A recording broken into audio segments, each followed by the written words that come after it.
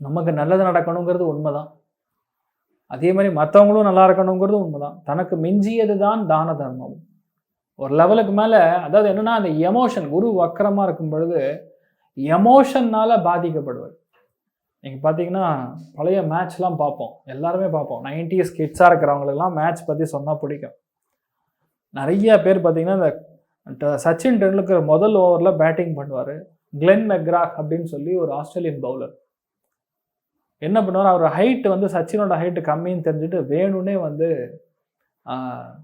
Short pitch பாலாக போடுவார். 2 தடவை வந்து ஹெல்மெட்டில் அடிச்சிடும். 3ஆவது தடவை வந்து இது போதுமான்னு சொல்லி போய் கிளென் மெக்ராக் கேட்பார். சச்சின் டெண்டுல்கர் பதில் எப்படி இருக்குன்னா, அடுத்த 4 பால் 2 4 2 6 இது போதுமான்னு அவர் கேட்பார். அந்த எமோஷனை தூண்டி விடுறதுனால எவ்வளோ பெரிய விளைவுகள் ஏற்படும் அப்படிங்கிறது கிளென் மெக்ராக்கு புரிஞ்சிருக்கு. அந்த மாதிரி ஒரு எமோஷனில் நீங்கள் ஒரு ஆட்டம் போடுவீங்க.